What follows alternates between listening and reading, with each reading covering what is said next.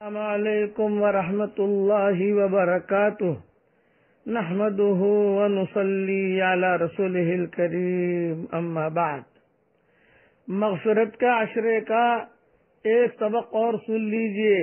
آج کا یہ سبق ہے، حضور اکرم صلی اللہ علیہ وسلم کا ارشاد ہے کہ جو شخص بھی اس حال میں مرے کہ لا الہ الا اللہ محمد الرسول اللہ کی پکے دل سے شہادت دیتا ہو، ایک مرتبہ کلمہ دل سے پڑھ لیجئے، سب دماغ کو حاضر کر لیجئے، میرا سبق سنتے ہی لا الہ الا اللہ محمد الرسول اللہ صلی اللہ علیہ وسلم دل سے پڑھے تو ضرور جنت میں داخل ہوگا اور ضرور اللہ تعالیٰ اس کی مغفرت فرمائیں گے۔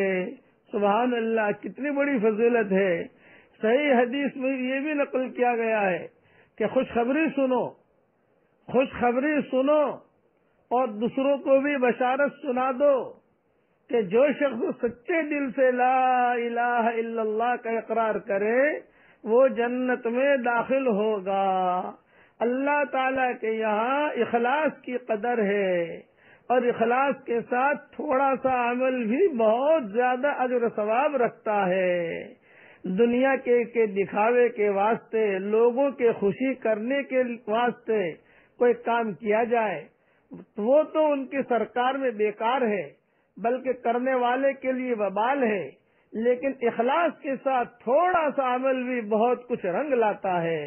اس لیے اخلاص سے ایک مرتبہ یہ کلمہ پڑھ لیجئے، پڑھتے ہی اللہ تعالی ہمارے گناہوں کو معاف کر دیں گے اور اللہ تعالی جنتی ہونے کا پروانہ لکھ دیں گے۔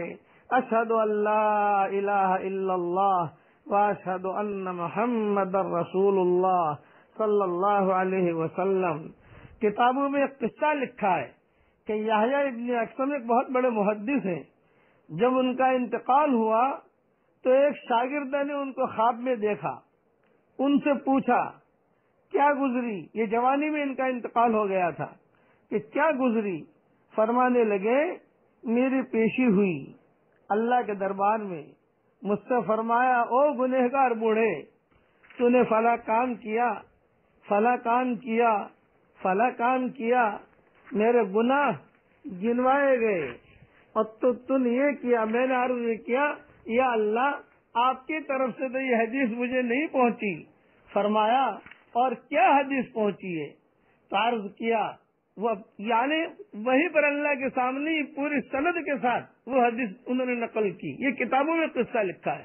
عرض کیا کہ مجھ سے عبد الرزاق نے کہا، ان سے معمر نے کہا، ان سے زہری نے کہا، ان سے عروہ نے کہا، ان سے حضرت عائشہ نے کہا، ان سے حضور صلی اللہ علیہ وسلم نے ارشاد فرمایا، ان سے حضرت جبریل نے عرض کیا اور ان سے اللہ آپ نے عرض کیا۔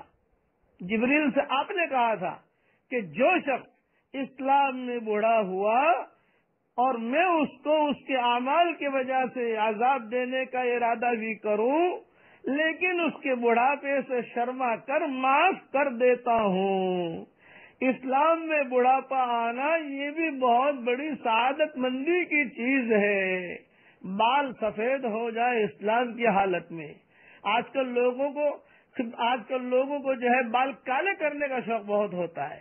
جہاں بال سفید ہوئے تو جوانی میں رہوں، لوگ مجھے جوان سمجھیں، اسے جو ہے کالا خضاب لگاتے ہیں، یہ مناسب نہیں ہے، بلکہ سفید بال اللہ کو پسند ہے۔ فرمایا کہ اللہ تعالیٰ خود فرماتے ہیں کہ آپ نے یہ فرمایا تھا، وہ محدث اللہ تعالیٰ سے کہہ رہے ہیں کہ آپ نے فرمایا تھا کہ بڑھاپے سے شرما کر معاف کر دیتا ہوں، اور اے اللہ یہ آپ کو معلوم ہے کہ میں بوڑھا ہوں۔ اللہ تعالیٰ نے فوراً جواب دیا، ارشاد ہوا عبد الرزاق نے سچ کہا، معمر نے بھی سچ کہا، زہری نے بھی سچ کہا، عروہ نے بھی سچ نقل کیا، عائشہ نے بھی سچ کہا اور نبی نے بھی سچ کہا، جبریل نے بھی سچ کہا اور میں نے بھی سچ کہا۔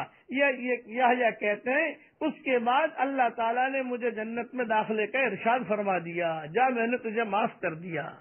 تو جو بوڑھا آدمی ہو اس کو تو کلمہ بہت پڑھنا چاہیے، جوانوں کو بھی بہت پڑھنا چاہیے، ایک مرتبہ یہ کلمہ پڑھ لیجئے، اشہد ان لا الہ الا اللہ و اشہد ان محمد رسول اللہ صلی اللہ علیہ وسلم۔ حضور صلی اللہ علیہ وسلم کا ارشاد ہے، ہر عمل کے لیے اللہ کے یہاں پہنچنے کے لیے درمیان میں پردہ ہوتا ہے، مگر لا الہ الا اللہ اور باپ کی دعا بیٹے کے لیے، ان دونوں کے لیے کوئی پردہ نہیں ہے۔ ہر عمل کے لیے پردہ حجاب ہوتا ہے، لیکن لا الہ الا اللہ اور باپ کی دعا بیٹے کے لیے، ان دونوں کے لیے کوئی حجاب نہیں۔ یہ رمضان کا مہینہ گزر رہا ہے، مغفرت کا عشرہ گزر رہا ہے، اپنے اولاد کے لیے بھی خوب دعا مانگو، اپنے بیوی بچوں کے لیے بھی خوب دعا مانگو، اور کلمے کا اہتمام کرو کہ اللہ تعالی ہم سب کو اس رمضان کے مہینے کی قدر کرنے کی اللہ توفیق عطا فرمائے۔ اور خاص دعا یہ مانگتا ہوں کہ اے اللہ، اگر تو نے ہمارا نام سعیدوں اور نیک بختوں میں لکھا ہو تو ہمارا نام انہی میں لکھے رکھنا، اور اگر آپ نے ہمارا نام شقی اور بدبختوں میں لکھا ہو تو ہمارا نام ان کی فہرست میں مٹا دینا، اور نیک لوگوں کی فہرست میں ہمارا نام لکھ لینا۔ لکھنا بھی آپ کا کام ہے، مٹانا بھی آپ کا کام ہے، لوح و قلم بھی آپ کے پاس ہے۔ اے اللہ، ہمارا نام سعید میں لکھ لے، اور اخیر میں یہ دعا، اگر تو فضل کرے تو چھٹیاں، اور اگر عدل کرے تو لٹیاں، ہمارے ساتھ انصاف کا معاملہ نہ فرمانا، ہمارے ساتھ تو فضل کا معاملہ فرمانا۔ اللہ اپنے فضل کے ساتھ ہم سب کے لیے ہمارے اس روزوں کو قبول فرمائے۔ والسلام علیکم ورحمۃ اللہ وبرکاتہ، وآخر دعوانا ان الحمد للہ رب العالمین۔